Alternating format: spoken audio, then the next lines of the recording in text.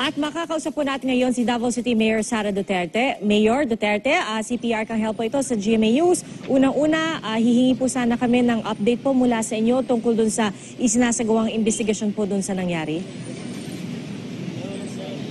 Good evening, Ma'am Pia. Yes, nandun pa rin tayo sa data natin, Ma'am, no? There are 14 dead, 67 injured, and sa report ng Davao City Police Office to the City Mayor's Office, it is a suspected improvised explosive device. So they're working on that.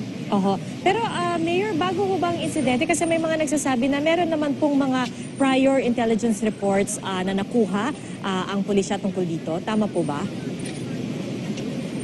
Yes, ma'am. As early as first week of August, meron ng threat na in-endorse sa City Mayor's Office, sa Davao City Police Office, sa Task Force Davao. And nadagdagan siya nung nag-start yung operations ng military sa Holo. At Mayor, alam po namin yung police visibility po doon po sa lugar, halimbawa dyan sa Rojas Market, talagang matindi naman po, no? At pero ano ho yung mga pag-iingat ngayon na pinapagawa po sa inyo? Dahil kagabi po, sabi po nung kapatid po ninyo ni Vice Mayor Paolo, napakarami pong mga threats na bumuhos dun sa hotline ninyo dyan sa Davao City. So ano ho mga pag-iingat pa ang ginagawa?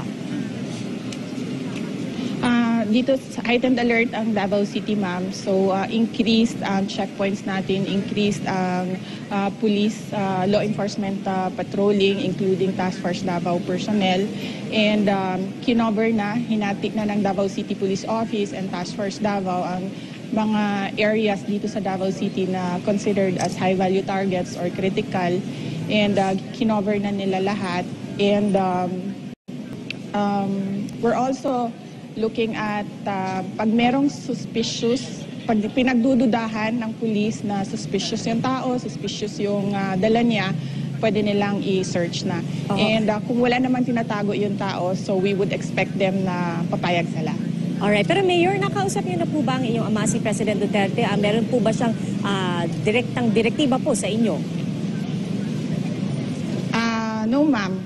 Hindi kami nagkausap. Nag-text lang sa akin kaninang madaling araw si Bongo, only to say na it is an Abu Sayyaf group retaliation yung nangyari, and everything that we're doing is based on that information na this is a retaliation by the ASG, and we both agreed, the President and I, nung nagkausap kami ni Bongo na the business will continue for Davao City.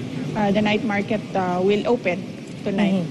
So operations all normal. So ibig po ba sabihin nito wala namang posibilidad na magkaroon ng halimbawa total lockdown sa Davao City po?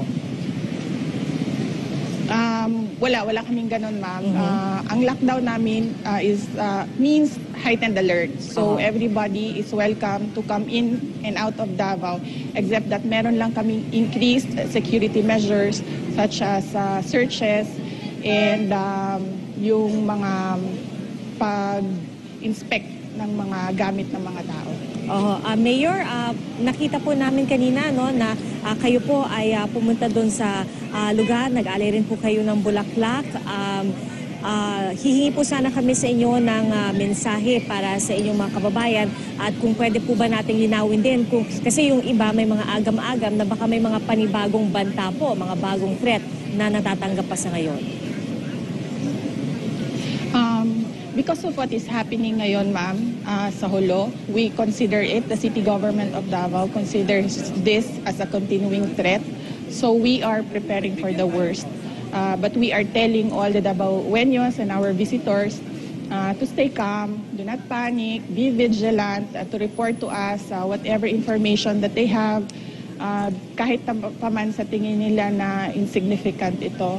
The measure of the success of terrorism is how long a victim will stand up. So we are standing up right now, not tomorrow, not on Monday, ngayon kaagad. It will take 100 bomb incidents in Davao City to put us down. Mayor, maraming salamat. Kami po ay nakikiramay at kami po ay nakikiisa sa panalangin at syempre po sa resolve to make sure that nobody can bring down the city or the country for that matter. At Mayor, nagpapasalamat din po kami dahil alam po namin that this is also a very difficult time for you personally despite your condition. Doctor's advice, sabi niyo nga po kanina, hindi po kayo sana gustong papuntahin ng inyong doktor sa lugar, pero maraming salamat rin po at napaunlakan niyo kami ngayong gabi. Yes, ma'am. Thank you, Ma'am Pia. Alright, si Davao City Malacanang officially announced that presidential daughter and incumbent Davao City Mayor Sara Duterte is 7 weeks pregnant with triplets.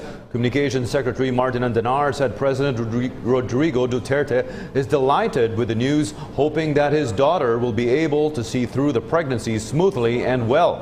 According to Andanar, Mayor Sara's pregnancy serves as a source of inspiration for the chief executive to roll up his sleeves and work double time in his fight against crimes and drugs.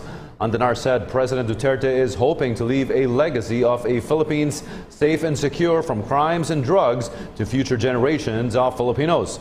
Mayor Sara and husband lawyer Manases Carpio have 2 children, 7-year-old daughter Sharky and 3-year-old son Stingray. Chief City Officer Jeffrey Tupas revealed the good news that Inday Sara is 7 weeks pregnant with triplets. In her statement, the city mayor explained that she will not be able to join the merrymaking activities in the city. We are expecting triplets, and they are doing well on their 7th week. The human body is made to carry just one baby, and I am experiencing threefold of all the pregnancy symptoms that a woman goes through. Despite her current situation, the good mayor said that although she may be physically weak, she assures everyone that she is on top of the situation in the city. She also expressed her sincere gratitude to all those who helped put up the celebration for Kadayawan 2016. 5 araw na ngayong tumatakbo ang 31st Kadayawan Festival sa Davao City. Pero napansin ng marami, nasaan si Mayor Inday Sara Duterte? Kanina binasag ni Mayor Inday ang kanyang katahimikan sa pamamagitan ng kanyang information officer. Ayon kay Jeffrey Tupas, mahigit 1 buwan na raw nagdadalang tao ang kanilang mayora. We are expecting triplets, and they are doing well on their 7th week. Ipinakita sa media ang ultrasound na kuha noong nakaraang linggo sa Davao Doctors Hospital. 38 anyos na si Inday Sara at nabuntis daw siya sa pamamagitan ng in vitro fertilization. Ganito rin daw ipinagbuntis ni Inday Sara ang kanyang pangalawang anak na si Sting. Inilarawan pa ni Inday Sara ang kanyang pinagdadaanan sa pahayag na binasa ni Tupas.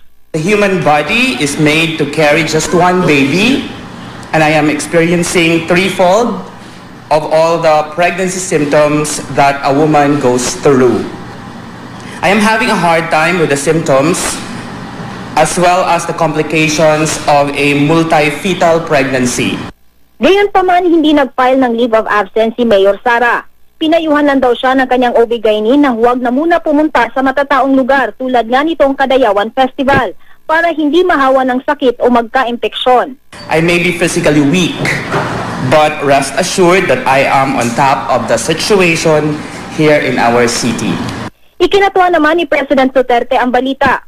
Siyam na ang apo ni Duterte sa kanyang 3 anak at ang pagdating ng triplets sa first family ay inspirasyon daw sa kanya para doblehin ang oras sa paglaban sa droga at kriminalidad. So what's your decision? Dili to tinuod, actually nadunggan lang nako ang mga rumors sa mga chismis and there wasn't any truth to it. Gipasagdan lang nako sila kay nalingaw ra magpugkog paminaw sa mga chismis. May department heads na po kayo? Sige, name the office and then I'll name the name. City Planning. City Planning, Ivan Cortez. Agriculture. Leo Brian Leoterio. Tourism. Tourism, Jean Rose Texon. Business Bureau. Business Bureau, Attorney Torrentera. City Administrator. I'll get back to you on that. Okay. I'll get back to you with the city administrator position. Si Sir Art, ma'am, butang mo sa Sir Art Bogato? Dili, yeah. He's after Kadayawan, he'll go to DTI. Yun ang sabi sa akin. Tita Teresa, ma'am. City Tourism, Jean Rose Texon. Okay.